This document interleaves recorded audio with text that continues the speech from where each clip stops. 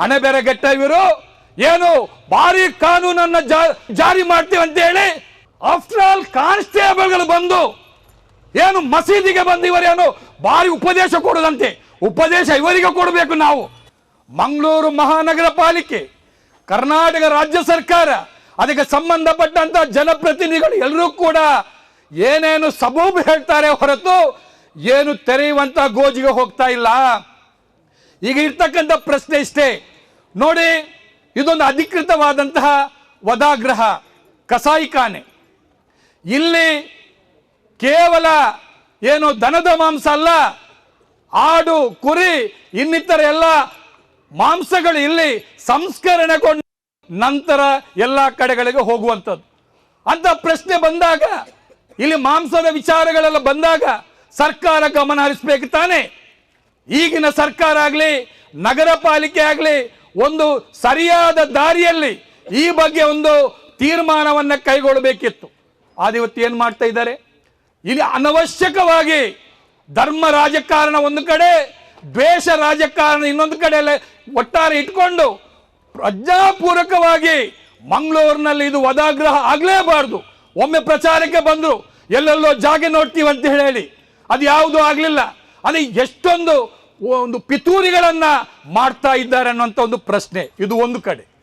ಎರಡನೇದು, ಇವತ್ತು ಸರ್ಕಾರ ಜಾನುವಾರು ಪ್ರತಿಬಂಧಕ ಕಾಯ್ದೆಯನ್ನ ಹಿಂದಿನ ಬಿಜೆಪಿ ಸರ್ಕಾರ ಮಾಡಿರ್ತಕ್ಕಂಥದ್ದು, ಅದನ್ನು ಇಟ್ಕೊಂಡೋಗಿ ಇವತ್ತು ಬಾರಿ ಬಾರಿ ದೊಡ್ಡ ಕೆಲಸಗಳನ್ನ ಸಾಮಾನ್ಯ ಬಡವರ ಮೇಲೆ, ಸಾಮಾನ್ಯ ಯುವಕರ ಮೇಲೆ ಕೋಕಾ ಕಾಯ್ದೆಯನ್ನು ಹಾಕಿ ಕೇಸುಗಳನ್ನ ಹಾಕಿ ಅವರನ್ನ ಜೈಲಿಗೆ ಹಾಕ್ತಕ್ಕಂಥ ಒಂದು ಪಿತೂರಿಯನ್ನು ಕೂಡ ಇವತ್ತು ಮಾಡ್ತಾ ಇದ್ದಾರೆ.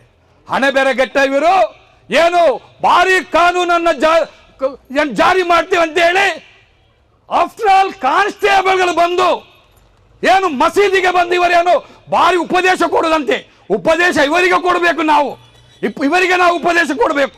ಇವರು ಬಂದು ಏನು ನಮ್ಮ ಮುಖ್ಯ ಧರ್ಮಗುರುಗಳನ್ನ ಎದುರಿಟ್ಟುಕೊಂಡು ಭಾರಿ ಒಂದು ರೀತಿಯ ಏನು ದೊಡ್ಡ ವಿಚಾರಗಳನ್ನು ಅವರು ಹೇಳ್ತಾ ಇದ್ದಾರೆ.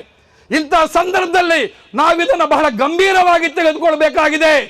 ಮಾತ್ರವಲ್ಲ, ಇದನ್ನೇ ಇಟ್ಕೊಂಡು ಎಷ್ಟು ಅಮಾಯಕರ ಮೇಲೆ ಕೇಸುಗಳನ್ನು ಹಾಕಿದ್ದಾರೆ, ನಮ್ಮ ಯುವಕರ ಮೇಲೆ ಕೇಸುಗಳನ್ನು ಹಾಕಿದ್ದಾರೆ, ಅನವಶ್ಯಕವಾಗಿ ಕೂಡ ಹಾಕಿದ್ದಾರೆ. ಅಂದ್ರೆ ಹಿಂದಿನ ಬಿಜೆಪಿ ಸರ್ಕಾರ ಮಾಡಿರ್ತಕ್ಕಂತಹ ಜಾನುವಾರು ಪ್ರತಿಬಂಧಕ ಕಾಯ್ದೆ ಏನಿದೆ ಅದನ್ನ ಈ ಸರ್ಕಾರ, ಕಾಂಗ್ರೆಸ್ ಸರ್ಕಾರ ಏನಾದ್ರೂ ಮಾಡಬೇಕಲ್ಲ, ಅದನ್ನ ತಿದ್ದುಪಡಿ ಮಾಡಬೇಕಲ್ಲ. ಜನಸಾಮಾನ್ಯರಿಗೆ ಸಂಸ್ಕರಣೆಗೊಂಡಂತಹ ಉತ್ಕೃಷ್ಟವಾಗಿರ್ತಕ್ಕಂತಹ ಮಾಂಸಗಳು ಸಿಗುವ ಹಾಗೆ ಈ ಸರ್ಕಾರ ಮಾಡಬೇಕು. ಇವರಿಗೇನು ದಾಡಿ ಯಾಕೆ ಮಾಡ್ತಾ ಇಲ್ಲ ಅಂದ್ರೆ ಇವರೆಲ್ಲರೂ ಕೂಡ ಓಟು ಮತಕ್ಕಾಗಿ ಏನು ಹಿಂದೂಗಳ ಮತ ಹೋಗುತ್ತೆ, ಅವರ ಮತ ಹೋಗುತ್ತೆ, ಇದನ್ನೇ ಲೆಕ್ಕಾಚಾರ ಹಾಕೊಂಡು ಇಲ್ಲಿನವರು ಕೂಡ ಅದನ್ನ ಮಾಡ್ತಾ ಇಲ್ಲ. ನಾನು ಕೇಳುವಂಥದ್ದು, ಈ ಸಿದ್ದರಾಮಯ್ಯ ಸರ್ಕಾರ ಯಾಕೆ ಈ ಬಗ್ಗೆ ಮಾತಾಡ್ತಾ ಇಲ್ಲ? ದಿನೇಶ್ ಗುಂಡೂರಾವ್ ಈ ಜಿಲ್ಲೆ ಉಸ್ತುವಾರಿ ಸಚಿವರು ಯಾಕೆ ಮಾತಾಡ್ತಾ ಇಲ್ಲ? ನಮ್ಮವರೇ ಆಗಿರ್ತಕ್ಕಂಥ UT ಖಾದರ್ ಅವರು ಇವತ್ತು ಸ್ಪೀಕರ್ ಆಗಿದ್ದಾರೆ, ಯಾಕೆ ಮಾತಾಡ್ತಾ ಇಲ್ಲ ಈ ವಿಚಾರದ ಬಗ್ಗೆ? ಅಶೋಕ್ ರೈ ಯಾಕೆ ಮಾತಾಡ್ತಾ ಇಲ್ಲ? ಅಥವಾ ಇನ್ನಿತರ ಇಲ್ಲಿನ ಕಾಂಗ್ರೆಸ್ಸಿನ MLCಗಳಿದ್ದಾರೆ, ಕಾಂಗ್ರೆಸ್ ಮುಖಂಡರಿದ್ದಾರೆ, ಬಾಯಿ ಬಿಡ್ತಾ ಇಲ್ಲ. ಇವರು ಬಾಯಿ ಬಿಡ್ತಾ ಇಲ್ಲ. ಎಷ್ಟೊಂದು ಜನರ ಮೇಲೆ ಕೇಸನ್ನು ಹಾಕಿದ್ರು.